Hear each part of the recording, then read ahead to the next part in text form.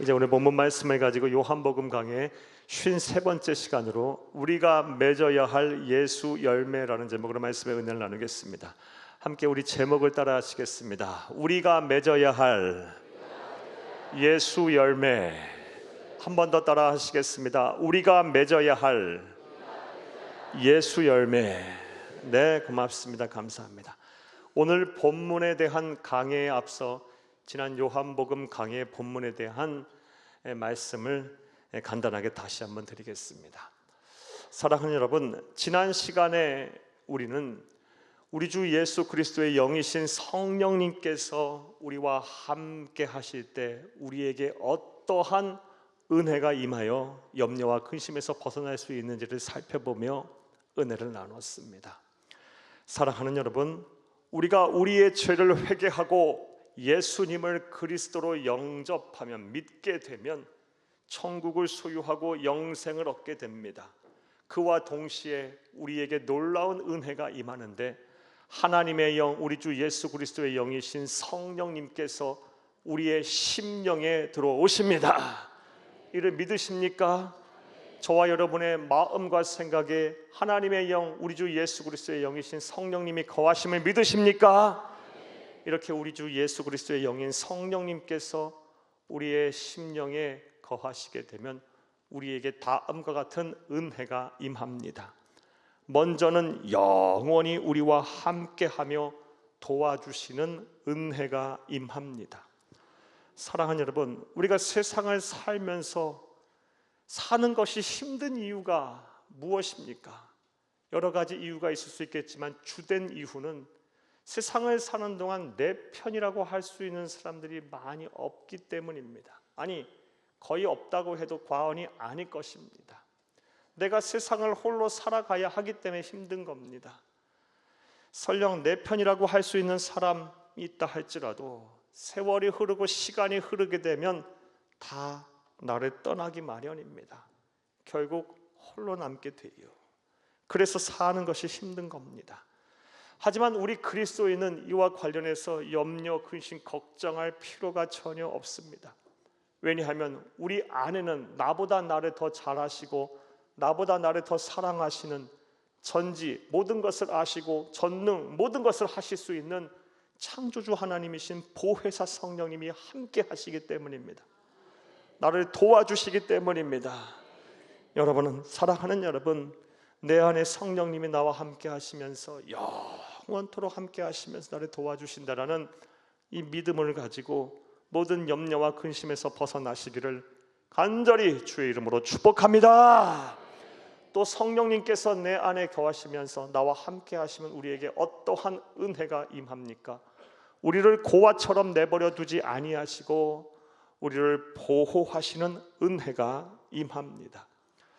사랑하는 여러분, 세상에서 고아만큼 불쌍한 사람은 없을 것입니다. 왜냐하면 몸과 마음이 완전히 성장하고 성숙하기 전에 세상으로부터 오는 모든 고난과 공격을 다 홀로 받아내야 하기 때문입니다. 고아는 참 불쌍한 존재예요. 그런데 우리의 삶 또한 고아와 같은 인생을 우리가 살고 있어요. 세상 외부로부터 오는 공격을 다 나 홀로 받아내고 감내하고 또 견뎌내고 있어요. 그래서 세상 사는 것이 또 힘든 겁니다. 하지만 이 또한 우리는 걱정할 필요가 없습니다. 우리 주 예수 그리스도의 영인 성령님께서 내 안에 거하시면서 너희를 고아처럼 버려두지 아니하겠다고 말씀하시며 우리를 보호하고 계시기 때문입니다. 이 사실을 믿으십니까? 사랑하는 여러분, 그러하다면 외부로부터 오는 공격, 여러분이 감당할 수 없는 시련과 환난이 찾아올 때 내 안에 거하시는 성령님께 피하시기를 바랍니다. 성령님께 피한다라는 것은 그분께 지혜를 구하는 거예요. 하나님, 나에게 지혜를 주세요. 이 어려움을 이겨낼 지혜를 주세요. 주신 지혜를 가지고 내 신앙의 양심과 하나님의 말씀에 위배되지 않는다면 담대하게 내가 할 수 있는 일을 하는 거예요. 그리고 그 모든 결과를 하나님께 맡기는 거예요. 이게 예수님께, 성령님께 피하는 거예요. 사랑하는 여러분, 이런 일들을 행함으로 모든 염려와 근심에서 벗어나시기를 간절히 주의 이름으로 축복합니다. 나아가서 우리 주 예수 그리스도의 영인 성령님이 우리 안에 거하시면 우리에게 어떠한 은혜가 임합니까? 놀라운 신비로운 사건이 일어나는데 우리 구주 예수님과 내가 영적으로 한 몸을 이루는 영적 연합이 일어납니다. 사랑하는 여러분, 우리가 우리의 죄를 회개하고 예수를 그리스도 믿어 구원의 확신을 가진 순간부터 이미 저와 여러분 예수님과 한 몸을 이루었어요. 예수님과 영적으로 한 몸이 됐다 한다면 이 세상 사는 동안 염려와 근심할 이유가 또 무엇입니까? 예수님의 부활이 내 부활이고 예수님의 승리가 내 승리이며 예수님의 풍요로움이 내 풍요로움인데 뭘 염려하고 그리 걱정하십니까? 이제 내가 예수님과 한 몸을 이루었다라는 확신 속에 역시 염려와 근심에서 벗어나시기를 간절히 주의 이름으로 축복합니다. 자, 여기까지가 지난 시간에 대한 말씀이었습니다. 이제 오늘 본문에 대한 강의를 하겠습니다. 오늘부터는 요한복음 15장에 대해서 강의를 하겠습니다. 사랑하는 여러분, 요한복음 13장 31절부터 요한복음 16장까지는 우리 구주 예수 그리스도께서 십자가에 매달려 돌아가시기 전날 밤에 행하신 고별 설교입니다. 먼저는 제자들에게 그리고 우리를 포함하여 예수 다시 오실 때까지 이 세상에 존재할 모든 그리스도인들을 향해서 우리 주 예수님께서 이 세상 계시는 동안 고별 설교를 하셨습니다. 그리고 이 고별 설교는 예수님께서 어느 장소에서 하셨는지에 따라 크게 둘로 나눌 수가 있습니다. 첫 번째 고별 설교는 요한복음 13장 31절부터 시작해서 14장까지입니다. 그리고 우리는 지난 몇 주 동안 이 첫 번째 고별 설교에 대해서 살펴보며 은혜를 나눴습니다. 첫 번째 고별 설교의 핵심 내용은 염려하지 마라, 근심하지 말라라는 말씀이었어요. 너희는 나를 믿으니 하나님을 믿으니 곧 나를 믿으라. 내가 너희를 위해 천국의 처소를 예비할 터이오니 염려하지 마라, 근심하지 마라 라고 말씀하셨고요. 기도하면 내가 다 너희와 함께 하겠다고 말씀하셨으며 무엇보다 보혜사 성령님을 너에게 보낼 터이니 염려하지 마라, 근심하지 마라. 이게 고별 설교의 첫 번째 핵심 내용이었어요. 그리고 오늘 본문부터 요한복음 15장 16장 두 번째 고별 설교가 이어집니다.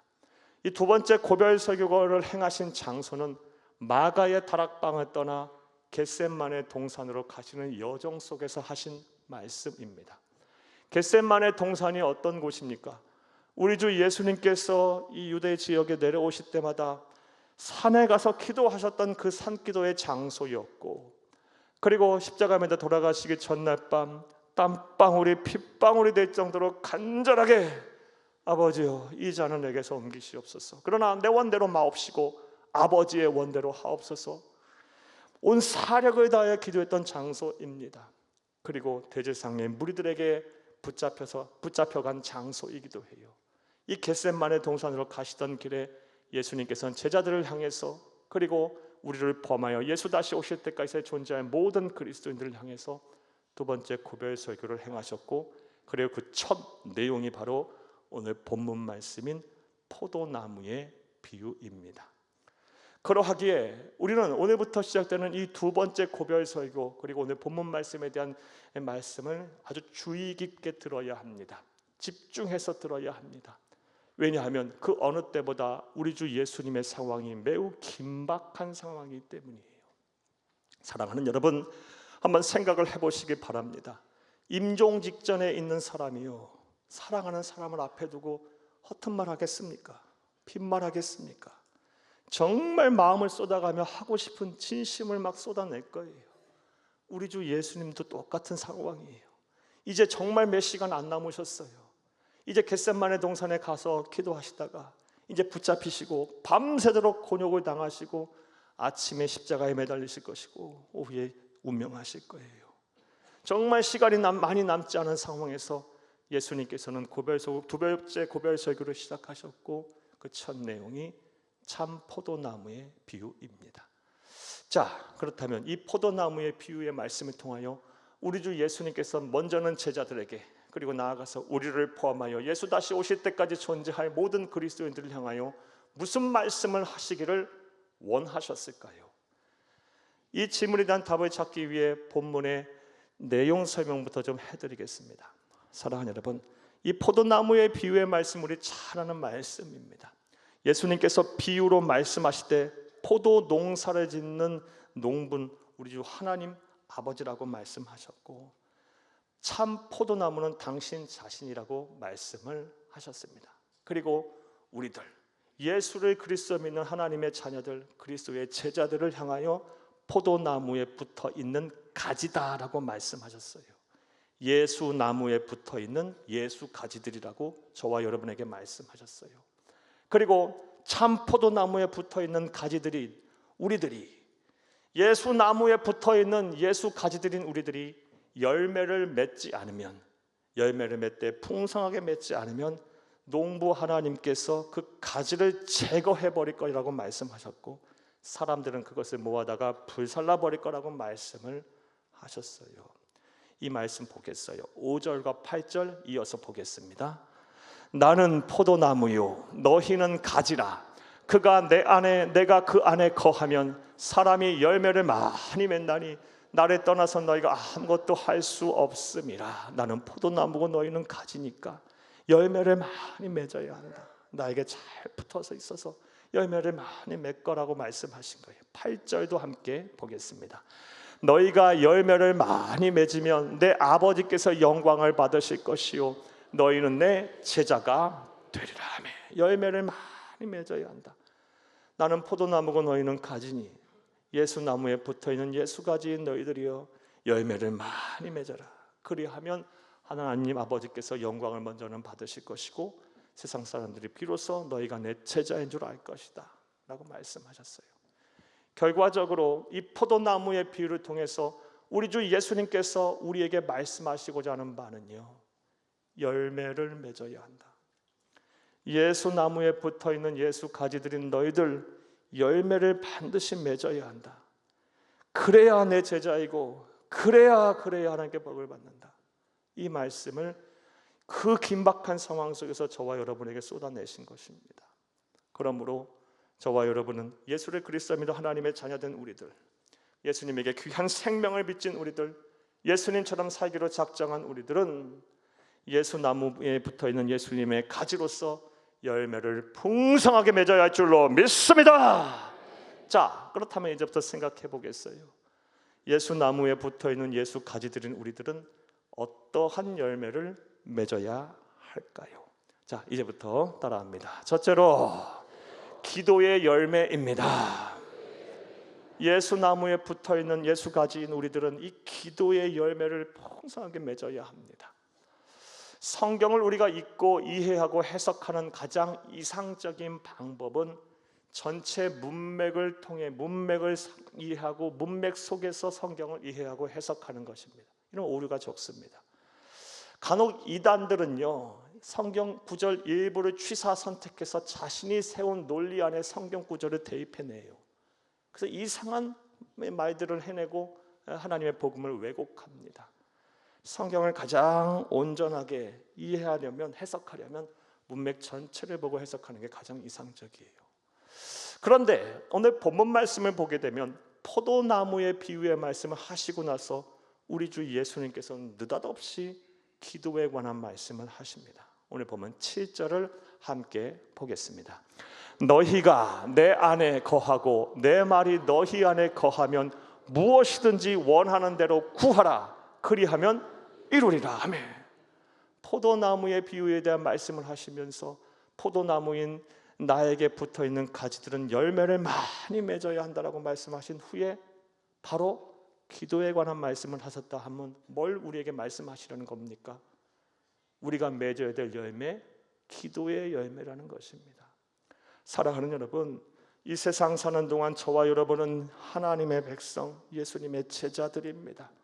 이제 예수 나무에 붙어있는 예수의 가지로서 기도의 열매를 풍성하게 맺으시기를 간절히 주의 이름으로 부탁합니다. 실제로 우리 주 예수님의 이 세상에서의 삶을 보면 기도의 삶 그 자체셨습니다. 예를 들어 누가복음 3장 21절 말씀에 공생애를 처음 시작하시면서 세례 요한에게 세례를 받으신 후에 뭐 하셨어요? 기도하셨어요.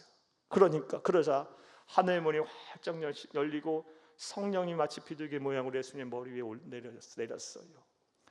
또한 누가복음 6장 12절에서 13절 말씀에 보면 12제자를 부르시기 전에도 그냥 부르신 게 아니에요. 기도하신 후에 부르셨어요. 기도하신 후에. 마태복음 6장 9절에서 13절 말씀에 보면 너희는 이렇게 기도하라고 하시면서 주의 기도를 우리에게 가르쳐 주셨고요.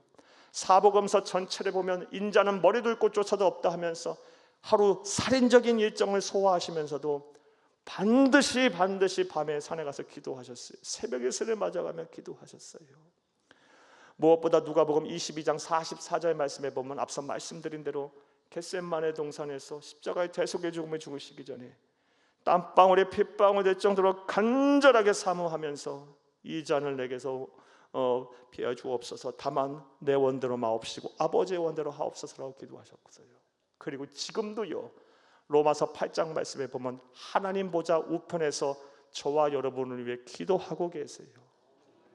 우리 주 예수님의 삶은 기도의 삶이었습니다. 그러므로 예수님의 제자인 우리들, 예수 나무에 붙어있는 예수 가지인 우리들은 예수님이 행하신 대로 예수 나무가 그러하셨던 것처럼 우리 또한 기도의 열매를 풍성하게 맺어야 할 것입니다. 할렐루야! 하나님의 나라 가는 그날까지 우리는 기도의 열매를 맺어야 돼요. 이와 관련해서 여러분에게 권면의 말씀을 드리겠습니다. 사랑하는 여러분, 매일 최소 30분 이상 개인 기도를 꼭 해주시기를 부탁드립니다. 시간을 구별하고 장소를 구별하고 마음의 준비를 해서 하루 30분, 최소 30분 이상 개인 기도를 꼭 해주시기를 부탁해요.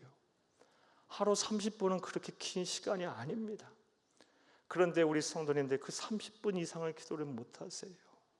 너무너무 바쁘게 사시는 것도 알고 또 마음 쓸 곳 없이 이것저것 해야 하실 일도 많다는 거 알아요. 하지만 하루 30분 이상만, 최소 30분 이상만 시간을 구별하고 장소를 구별하고 마음의 준비를 하나님 앞에 나와 기도하면요, 여러분 이전에 보지 못했던 거 보게 될 것이고 이전에 누리지 못한 거 누리게 될 것이며 이전에 경험하지 못했던 거 경험하게 될 거예요. 기도에는 능력이 있습니다. 하나님은 우리에게 주신 이 기도의 특권을 주셨어요. 기도하세요. 기도의 열매를 주렁주렁 맺으세요. 무엇보다 우리 성도들이 그렇게 하루 최소 30분 이상 개인 기도를 하셔야 하는 이유는요, 우리가 사는 세상이 너무 폐역하고 음란하고 죄가 많으며 사랑이 식은 세상이기 때문입니다. 그러다 보니 우리 성도님들 가운데, 아니 우리 성도들뿐만이 아니에요, 요즘 세상이 그래요. 마음의 병, 생각의 병을 가지신 분들이 정말 많아요. 우울증, 공황장애, 불면증, 염려와 근심, 불안, 초조, 두려움 속에 사시는 분들이 얼마나 많은지 모릅니다. 우리 그리스도인이라고 예외가 있겠어요? 참 힘들어요. 우리가 그렇다면 무엇으로 우리의 마음과 생각을 지키겠습니까? 빌립보서 4장 6절에서 7절 말씀에 우리에게 분명히 말씀하셨어요. 아무것도 염려하지 말고 다만 모든 일에 기도와 간구로 너희 구할 것을 감사함으로 하나님께 아뢰라. 그리하면 모든 지각에 뛰어난 하나님의 평강이 그리스도 예수 안에서 너희 마음과 생각을 지키시리라. 할렐루야. 기도하면 마음과 생각 지켜주신다는 거예요. 우리의 영혼이 건강해야 만사가 평안한 거예요. 사랑하는 여러분, 꼭 부탁드려요. 아무리 삶이 힘들고 어려도 우리는 예수 나무에 붙어있는 예수 가지들이에요. 예수님이 이 세상 사시는 동안 기도의 열매를 풍성하게 맺었다면 우리 또한 그러해야 하는 거예요. 하루 30분 이상, 최소 30분 이상 시간을 구별하세요. 장소도 구별하세요. 마음의 준비를 하여 하나님 앞에 나와 개인 기도를 하세요. 여러분의 마음을 쏟으세요. 하나님과 교제하세요. 기도의 열매를 주렁주렁 맺어서 하나님이 주시는 신령한 은혜와 하늘의 신령한 복과 땅의 기름진 복을 풍성히 받기를, 여러분의 마음과 생각이 강건해지기를 간절히 주의 이름으로 축복합니다. 축복합니다. 축복합니다. 자, 두 번째로 예수 나무에 붙어있는 예수 가지인 우리들은 어떠한 열매를 맺어야 할까요? 따라하십니다. 둘째로 성품의 열매입니다. 성품의 열매를 맺어야 돼요. 오늘 본문 8절을 함께 보겠습니다. 너희가 열매를 많이 맺으면 내 아버지께서 영광을 받으실 것이요 너희는 내 제자가 되리라. 아멘. 열매를 많이 맺으면, 예수 나무에 붙어있는 예수 가지인 우리들이 예수님의 열매, 예수 열매를 많이 맺으면 하나님께서, 농부이신 하나님께서 영광을 받으실 것이고 비로소 세상 사람들이 우리가 제자인 줄 알리라 라고 말씀하셨어요. 사랑하는 여러분, 제자란 무엇입니까? 제자는 스승을 본받고 스승에 따르며 스승의 가르침을 이행하는 게 바로 제자예요. 무엇보다 참된 제자는 스승의 인격과 스승의 성품을 본받는 자예요. 그래서 스승의 길을 온전히 따라가는 자가 바로 참된 제자입니다. 그러므로 예수 나무에 붙어있는 예수 가지인 우리들 열매를 풍성하게 맺어 예수님의 제자가 된다 했다면 참된 제자가 되어야죠. 예수님의 성품의 열매 또한 저와 여러분이 풍성하게 맺어야 할 것입니다. 할렐루야! 하나님의 나라 가는 그날까지 예수님의 성품이 내 인격 되도록 예수님의 성품의 열매 맺으시기 노력하시기를 간곡히 주의 이름으로 부탁합니다. 그렇다면 우리가 맺어야 할 예수님의 성품의 열매는 어떤 열매일까요? 이와 관련 참 많은 열매를 말씀드릴 수 있겠지만 단언코 여러분에게 딱 두 가지 열매를 말씀드릴게요. 바로 온유와 겸손입니다. 마태복음 11장 29절 30절을 함께 보겠습니다. 나는 마음이 온유하고 겸손하니 나의 멍에를 메고 내게 배우라. 그리하면 너희 마음이 쉼을 얻으리니 이는 내 멍에는 쉽고 내 짐은 가벼움이라 하시니라. 아멘. 더 뺄 것도 없고 더 추가할 것도 없고 예수님께서 당신 자신이 마음이 뭐라고 분명하게 말씀하셨어요. 내 성품은 온유다. 내 대표적인 성품은 겸손이다.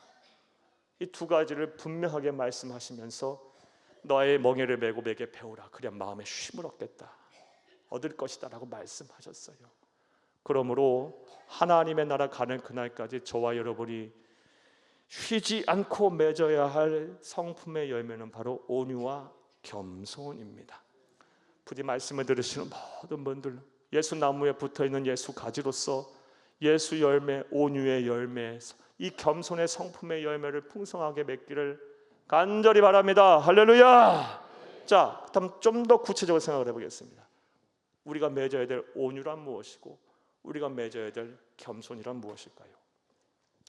먼저 온유에 대해 생각을 해보겠습니다. 온유의 사전적인 정의는 부드럽고 따뜻한 마음을 말합니다. 그런데 성경에서 말하는 이 온유는 이것보다 더 심오한 의미를 품고 있습니다. 신약성경 온유라고 번역된 헬라 원어는 프라우테스입니다. 이 프라우테스의 정확한 뜻은요, 길들여지다라는 뜻이에요. 야생에서 살던 짐승이 붙잡혀 와서 집안에서 길들여지는 것, 이게 바로 온유예요. 쉽게 말해 화를 낼 수도 있고 분을 낼 수도 있고 혈기를 부릴 수도 있지만 예수님의 사랑에 사로잡혀, 예수님의 은혜에 사로잡혀 참는 거예요. 견디는 거예요. 화 안 내는 거예요. 내가 화를 내고 내가 분을 내고 내가 혈기를 부리면 우리 주 예수님의 영광 가릴까 봐 참는 거예요. 하나님의 자녀로서의 삶이 아니니까 견디는 거예요. 이게 바로 온유예요. 사랑하는 여러분, 이 열매를 풍성하게 맺기를 바라요. 제가 목사로 살면서 깨달은 진리와 같은 사실이 있습니다. 성질 없는 사람은 없습니다. 저도 그렇고 여러분도 그렇고 성질 없는 사람이 어디 있어요? 다 화낼 줄 알고요, 밖으로 표출 안 하면 안으로도 성질 내요. 화낼 줄 모르는 사람이 어디 있습니까? 하지만 그렇게 되면 우리 주 예수님이 영광 가릴까 봐, 나에게 베풀어 주신 그 사랑에 누가 될까 봐 내가 예수의 사랑에 매여 사랑의 은혜에 사로잡혀 참는 거예요. 내가 참으면 모든 것들이 다 평안해지니까, 내가 견디면 우리 내 공동체 안에 예수님의 사랑이 충만해질 수 있으니까, 견디고 참고 오래 참는 것, 이게 바로 온유예요. 하나님의 나라 가시는 그날까지 우리 주 예수님의 고유의 성품, 대표적인 성품의 열매인 이 온유의 열매 풍성하게 맺기를 다시 한번 간절히 주의 이름으로 축복합니다. 자, 그렇다면 또 예수님의 대표적인 성품인 겸손은 무엇일까요? 겸손의 역시 사전적인 정의는 자신을 남보다 낮추는 것을 말해요. 이게 사전에서 말하는, 세상에서 통용되는 겸손의 정의입니다. 하지만 이 성경에서 말하는 겸손은 이것보다 더 심오한 의미 또한 내포하고 있어요. 신약 성경 겸손이라고 번역된 헬라어 원어는요, 타페이 노프로슈네예요. 타페이 노프로슈네의 정확한 뜻은요, 종이 되어 섬기다라는 뜻이에요. 낮아지는 것만이 아니라 내가 종이 되어 섬기는 게 바로 겸손이에요. 사랑하는 여러분, 세상의 사전적인 정의로 겸손을 하게 되면 자칫 겉과 속이 다르게 행동할 수 있어요. 내 속은요 교만하고, 내 속은요 저 사람보다 한없이 높아 있는데 남들 앞에서 낮춰지는 모양처럼 보여줄 수 있어요. 그런데 하나님은 중심을 보시는 분이시잖아요. 내가 정말 종이 되어 낮춰져서 섬기게 되면 그게 바로 하나님의 겸손의 열매이며 하나님이 보시기에 합당한 열매라는 거예요. 이제 저와 여러분이 세상을 어떻게 살아야 하는지엔 답이 분명히 나와요. 사랑하는 여러분, 우리 주 예수 그리스도를 본받아 낮아져서 어느 선까지 낮아져서 마치 종처럼 낮아져서 서로 섬기면서 살아야 할 줄로 믿습니다. 실제 우리 주 예수님의 삶 자체는 그러셨어요. 예수님은 이 세상에 오시는 순간부터 가장 낮은 자의 모습으로 오셔서 천하 우주 만물을 창조하신 창조주가 마치 종처럼 온전히 자기 자신을 비워가며 심지어 죽기까지 섬기셨어요. 예수님은 자신의 힘을 가지고 우리를 통제하려 하지 않으셨어요. 군림하려 하지도 않으셨고 사람들을 이용하려고 하지도 않았어요. 사랑하는 여러분, 이제부터 저와 여러분 이 예수님의 고유의 성품, 대표적인 성품인 겸손의 열매를 맺어야 할 텐데 우리의 마음과 생각을 비우고 종처럼 좀 낮아져서 서로를 섬길 수 있기를 간절히 바랍니다. 가정에서도 내가 섬기면 다 평안해져요.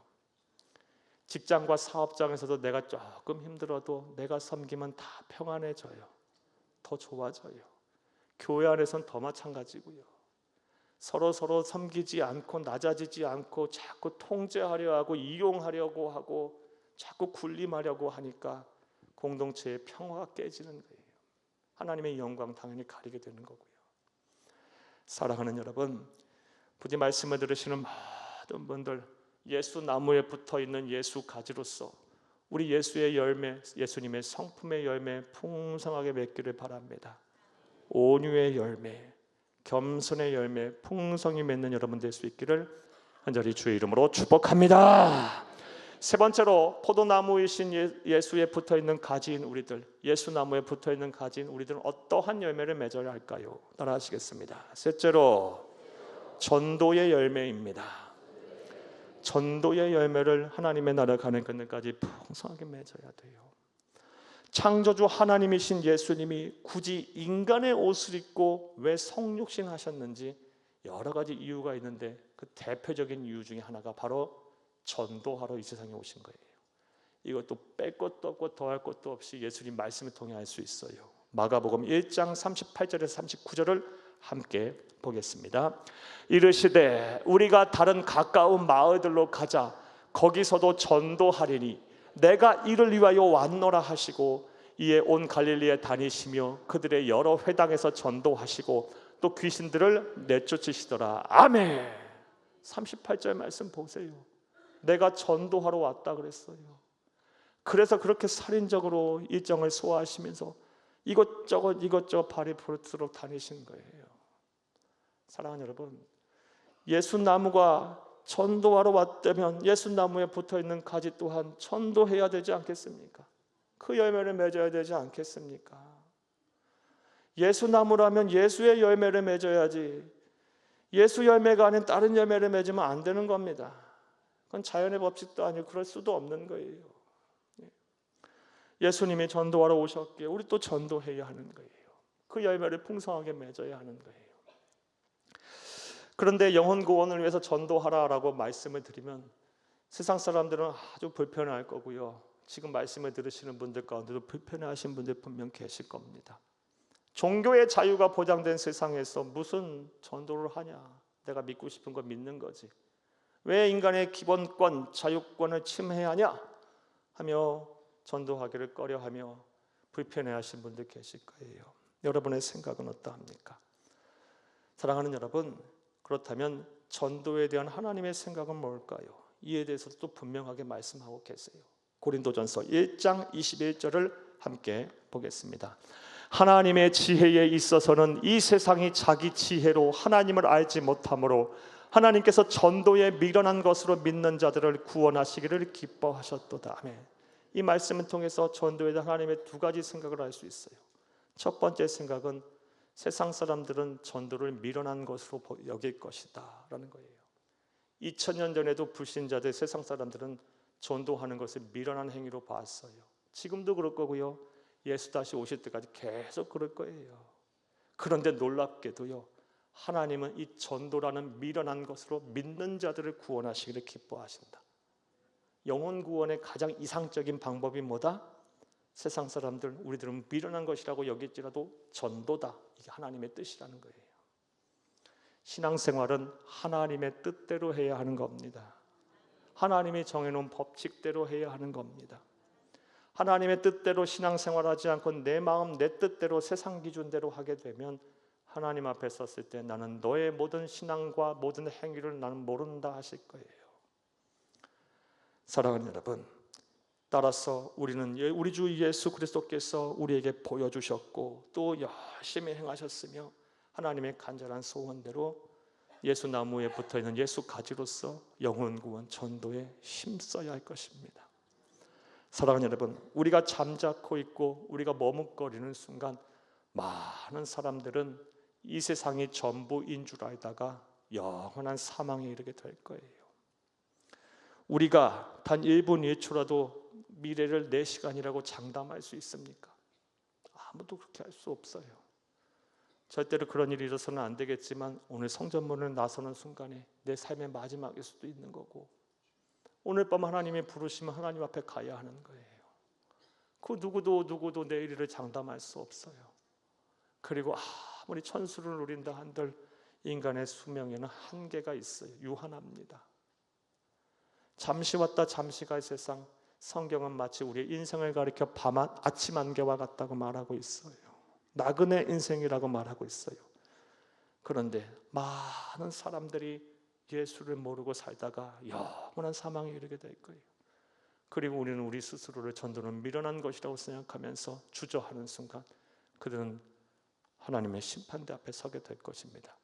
그 심판대 앞에 설 사람이 바로 나의 사랑하는 남편일 수 있고 내 아내일 수 있으며 내 부모일 수도 있고 내 딸, 내 아들일 수도 있는 거예요. 어떻게 하시겠습니까? 어쩌라 하시겠습니까? 가만히 있으시겠습니까? 어찌 가만히 있을 수 있습니까? 예수 나무에 붙어있는 예수 가지로서 예수님이 그토록 열심히 하셨다면 우리도 열심히 해야 하는 겁니다. 전도라는 미련한 것으로 영혼 구원하게 기뻐하신다고 말씀하셨으니 사랑하는 여러분, 하나님의 나라 가는 그날까지 이제는 영혼 구원에 힘쓰시기를, 전도에 힘쓰시는 여러분 다 될 수 있기를 간절히 주의 이름으로 축복합니다. 말씀을 맺겠습니다. 오늘은 포도나무의 비유를 통해 우리 구주 예수님이 하시고 싶으셨던 말씀, 정말 긴박한 순간, 몇 시간 남지 않은 그 상황 속에서 정말 제자들을 향해, 그리고 우리를 포함하여 예수 다시 오실 때까지 존재할 모든 그리스도인을 향해서 쏟아내셨던 예수님의 진심을 살펴보며 은혜를 나눴어요. 너희들이 예수 나무에 붙어있는 가지라면, 나의 제자들이라면 열매를 맺어야 한다. 열매를 맺지 아니하면 농부신 하나님이 제거해 버리실 것이고 제거해 버린 가지 사람들이 불살라 버릴 것이다. 비유적인 표현이지만 참 무서운 말씀이에요. 사랑하는 여러분, 따라서 우리는 예수나무에 붙어있는 예수의 가지로서 열매를 풍성히 맺되 기도의 열매, 예수님의 성품의 열매, 나아가 전도의 열매를 주렁주렁 맺어야 할 것입니다. 부디 말씀을 들으시는 모든 분들이 예수 나무에 붙어 있는 예수 가지로서 예수의 열매를 풍성하게 맺으셔서 정말 하나님께 큰 기쁨이 되며 많은 사람들에게 칭찬받는 진정한 그리스도인 참된 예수님의 제자가 다 될 수 있기를 간절히 주의 이름으로 축복합니다. 축복합니다. 축복합니다.